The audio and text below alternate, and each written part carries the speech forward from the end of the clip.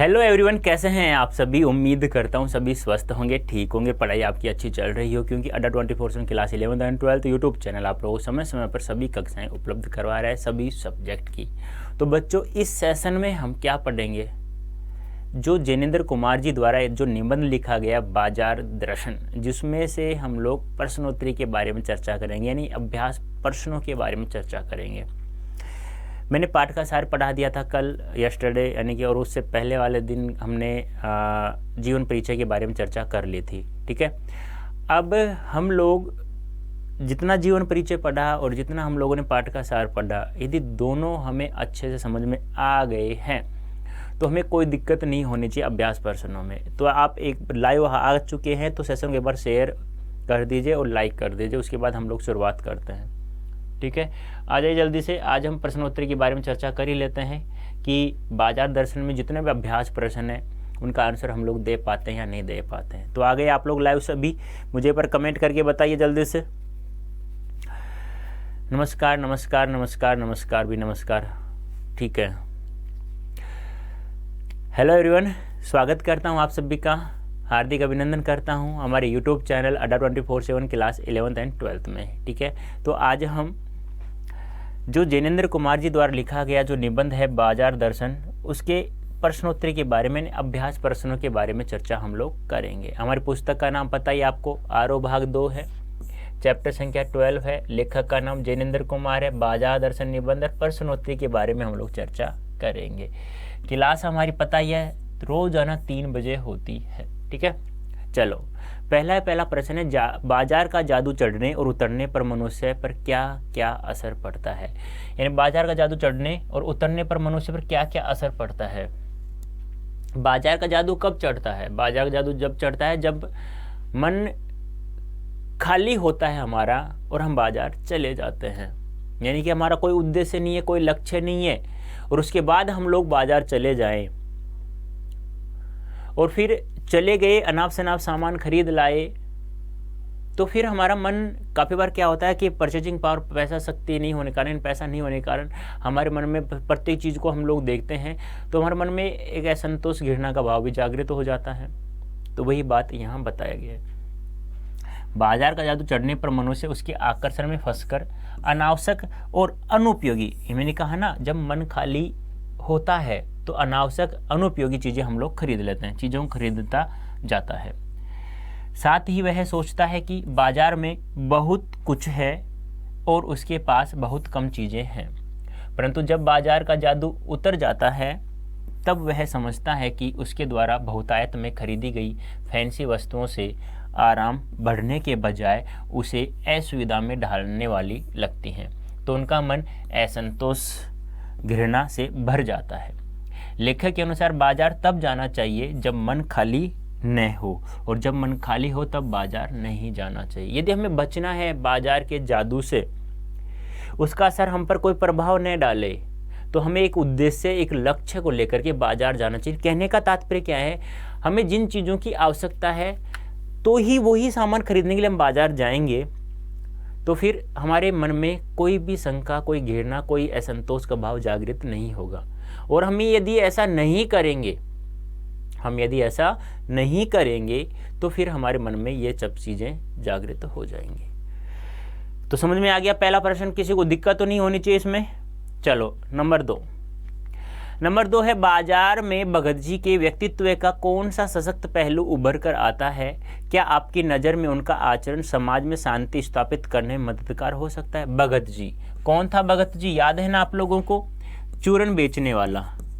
और कितने आने का चूरन बेचता है वो? मैक्सिमम 6 आने का। उसके बाद वह किसी से भी 25वां पैसा भी प्राप्त नहीं करता है। तो भगत जी का कौन सशक्त पहलू उभर कर आता है? भगत जी जब बाजार जाते हैं तो चांदनी चौक का बाजार उनके लिए व्यर्थ सा रहता है। उन्हें पता है, उनका लक्ष्य उन्हें पता है कि मुझे क्या क्या सामान खरीदना है बाजार से। मुझे जीरा चाहिए, काला नमक चाहिए, वो भी कोने की दुकान, छोटी सी दुकान पंसारी जी की, वहाँ से मिल जाएगा। ऐसा नहीं है कि वो आंख बंद करके चलता है, आंख खुली होकर चलता है। कोई अभिवादन करता है तो उसे अभिवादन भी स्वीकार करता है, अभिवादन करता भी है, किसी को नमस्कार करता है, नमस्कार प्राप्त भी करता है। ऐसा नहीं कि आंखें बंद होकर चल रहा है। उसके सामने सारी रोशनी चकाचौंध सब उसको दिखाई देता है, लेकिन बस उसका मन खाली नहीं है। उसको पता है मुझे क्या चाहिए क्या नहीं चाहिए। ठीक है, तो क्या होगा? तो हाँ, इससे एक है आचरण समाज शांति, हाँ शांति स्थापित होगी। एक बात बताइए, आप अनावश्यक सामान, अनुपयोगी सामान खरीद कर ले आएंगे तो बाजार में उन सामानों की और भी भरमार होगी, फिर पैसा और बढ़ जाएगा, महंगा भी हो जाएगा। और यदि आप आवश्यकता के अनुसार सामान खरीदेंगे तो सीधी सी बात है शांति स्थापित होगी, और लोगों को जितना सामान चाहिए उतना प्राप्त हो रहा है तो सामान महंगा भी नहीं होगा और शांति स्थापित हो जाएगी। तो देख लीजिए, भगत जी बाजार में आंखें खोलकर चलते हैं, लेकिन वे बाजार की चकाचौंध देखकर भौचक्के नहीं होते। उन पर बाजार का जादू नहीं चलता। वे सहज भाव से संतुलित होकर सजे धजे बाजार को देखते हैं, परंतु उनके मन में किसी भी वस्तु के प्रति आकर्षण का भाव नहीं आता, क्योंकि उनका मन खाली नहीं है। अर्थात उनके पास एक उद्देश्य है कि उन्हें बाजार से क्या लेना है। वे चौक बाजार के कोने में, यानी कि वे चांदनी चौक बाजार के, वे चांदनी चौक के बाजार के कोने की पंसारी की दुकान से काला नमक और जीरा उन्हें खरीदना है। तो वे पंसारी की दुकान पर रुककर जीरा काला नमक खरीदते हैं। उनके लिए बाजार की उपयोगिता इतनी ही है। अब चांदनी चौक का सारा आकर्षण उनके लिए व्यर्थ है, अर्थात अर्थहीन है। भगत जी के व्यक्तित्व का यह सशक्त पहलू समाज में शांति स्थापित करने में सहायक हो सकता है। यदि लोग अनावश्यक वस्तुओं को खरीद कर संग्रह करें तो समाज में स्पर्धा नहीं बढ़ेगी, वस्तुओं का बनावटी अभाव नहीं होगा, चोर बाजारी रुकेगी, ग्राहकों का शोषण और ठगी नहीं होगी, महंगाई पर नियंत्रण होगा, परिणाम स्वरूप समाज में शांति बनी रहेगी। तो कहने का तात्पर्य क्या है? हमें अनावश्यक वस्तुओं को खरीद कर संग्रह न करें और समाज में स्पर्धा नहीं बढ़ेगी। यानी कि हमें पता है मेरे पास एक जूते की जोड़ी है, पहले से बहुत अच्छी है, अब मुझे पता है ये सामान मुझे सस्ता लग रहा है, ये जूते पसंद आ गए हैं, मान लो सस्ता भी नहीं है तो उन्होंने वो खरीद लिए। अब ऐसा तो नहीं रोजाना दोनों जूतों को पहन के जाएंगे, तो सामान इकट्ठा हो गया, उसका कोई मतलब नहीं हुआ। इससे क्या होगा? महंगा सामान भी होगा और स्पर्धा बढ़ेगी लोगों में, तो मैं सामान महंगा होगा और वो हमें उपलब्ध नहीं होगा। तो हमें अनावश्यक सामान को इकट्ठा नहीं करना, जितना आवश्यक हो उतना ही बाजार से खरीदना हमें चाहिए। तो ये था सेकंड प्रश्न, समझ में आ गया होगा आप लोगों को। नेक्स्ट है थर्ड प्रश्न। थर्ड प्रश्न क्या है? बाजारोपन से क्या तात्पर्य है? किस प्रकार के व्यक्ति बाजार को सार्थकता प्रदान करते हैं, अथवा बाजार की सार्थकता किसमें? बाजार की सार्थकता क्या है? बाजारोपन क्या है? आप बाजार में जा रहे हैं, आपका मन खाली है तो अनावश्यक चीजें खरीद लेते हैं, तो ये बाजारोपन हो गया, बाजारोपन बढ़ा रहे हैं आप लोग। सार्थकता किसमें है? हमें जो जिन चीजों की आवश्यकता है हम यदि वही खरीदते हैं तो बाजार की सार्थकता है, वरना नहीं। बाजारोपन का तात्पर्य है ऊपरी चमक दमक और कोरा दिखावा करके बाजार नामक संस्था या जगह को भ्रष्ट करना। बाजार का लक्ष्य मनुष्य की आवश्यकताओं की पूर्ति करना होता है। रुपये की क्रय शक्ति, परचेजिंग पावर का प्रदर्शन करके अनुपयोगी तथा अनावश्यक वस्तुओं को बहुतायत में खरीदने से बाजार के स्वरूप में जो विकार उत्पन्न होता है वही बाजारोपन है। जो व्यक्ति अपनी जरूरत के अनुसार सामान खरीदता है वही बाजार की सार्थकता है। इन कहने का तात्पर्य क्या है? बाजारोपन वही है कि बेफिजूल का सामान खरीद लो, क्रय शक्ति बढ़ा दो, अपनी पैसों की शक्ति आप लोग दिखावा कर रहे हो, सामने वाले को दिखाने के लिए वो चीज़ें खरीद रहे हो, तो ये बाजारोपन ही और क्या है।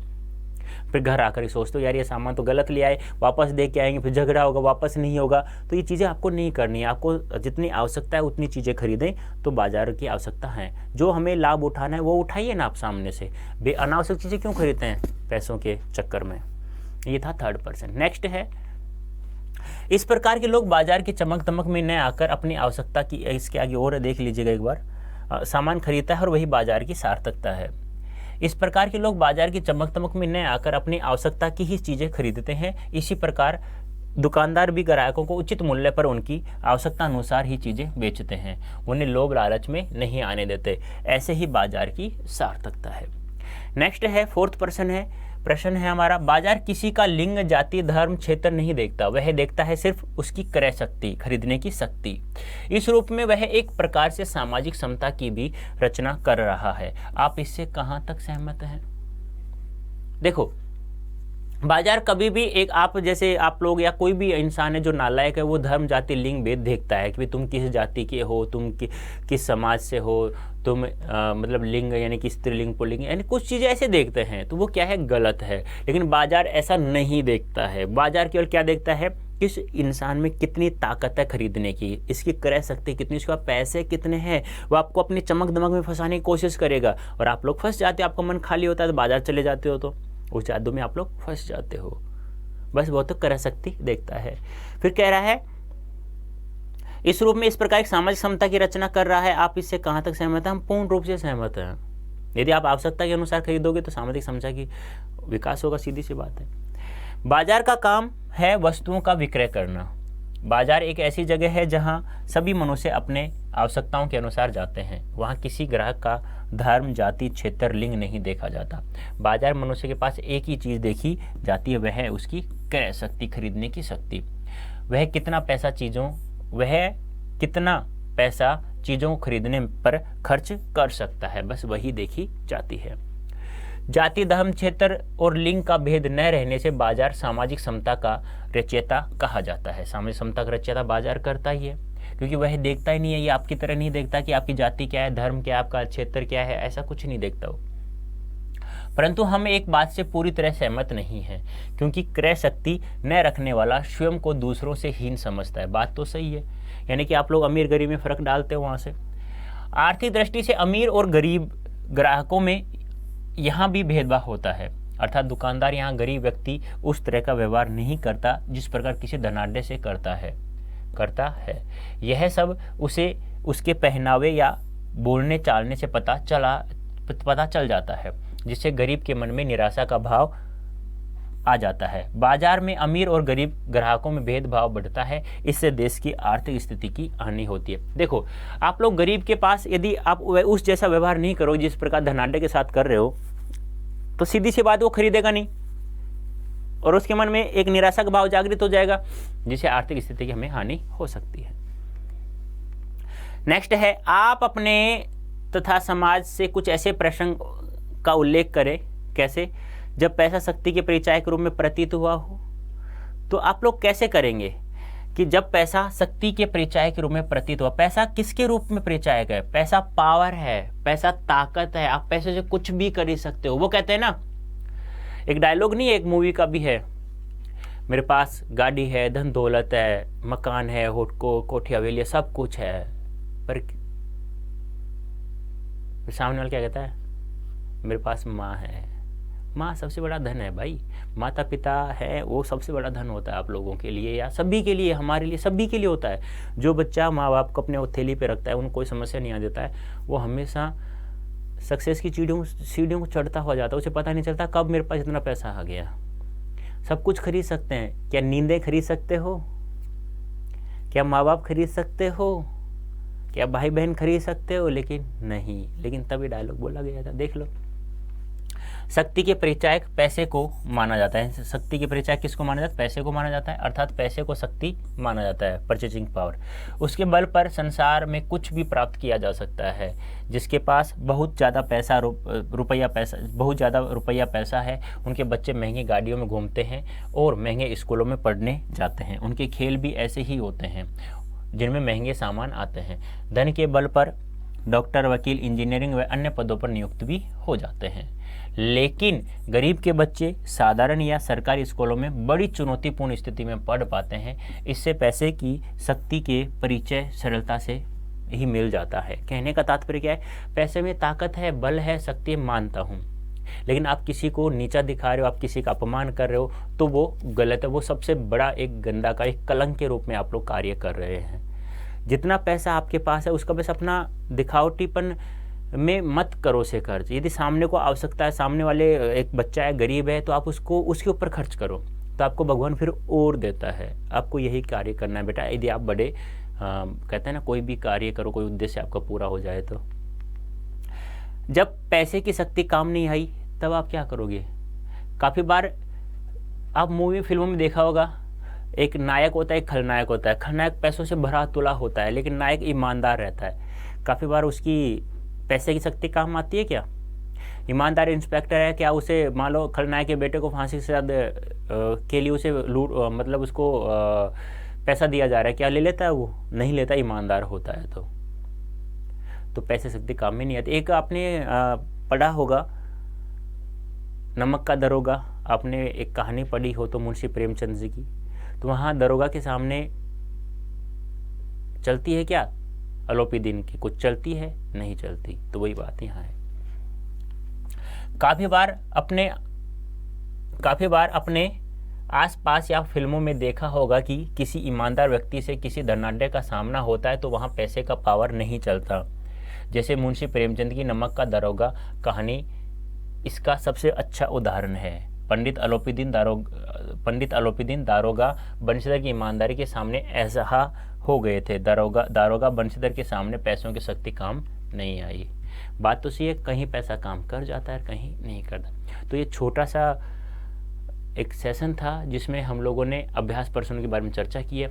उम्मीद करता हूँ आपको बहुत अच्छे समझ में आ गया होगा। ध्यान रखना, कल हम यानी कि मंडे को MCQ हल करेंगे, क्योंकि किताब में जैसे मैंने पाठ का सार पढ़ाया था, आप लोगों को याद हो तो मैंने कुछ येलो कलर से हाईलाइट किया था कुछ शब्दों को, उनको याद कर लेना क्योंकि वहीं से प्रश्न आने वाले हैं। जीवन परिचय को थोड़ा अच्छे से पढ़ लेना। मानता हूँ जीवन परिचय पिछली बार कोई क्वेश्चन नहीं आया था, अब की बार को मान लो एक भी आ जाए तो क्या दिक्कत है, गलत हो जाएगा, लेकिन हमें गलत नहीं करना है। जीवन परिचय पाठ का सार अच्छे से पढ़ के आना। कल हम यानी कि मंडे को बहुत ही महत्वपूर्ण MCQ करने वाले हैं, क्योंकि हमारा पेपर 2 खंडों में होगा। एक वस्तुनिष्ठ होगा यानी MCQ होगा, दूसरा हमारा विवरणात्मक प्रश्नों को हमने देख लिया है, ठीक है, और MCQ हम लोग कल देखेंगे। तो अभी के लिए इतना ही बच्चों, धन्यवाद, थैंक यू सो मच। और ईमानदारी से अपनी पढ़ाई करते रहना, इसको नहीं भूलना है, शेयर करना, लाइक करना भी नहीं भूलना है। और अड्डा 24/7 आपको डाउनलोड करना है, वहीं से आपको क्या प्राप्त होगी, PDF प्राप्त होगी। ओके बच्चों, धन्यवाद।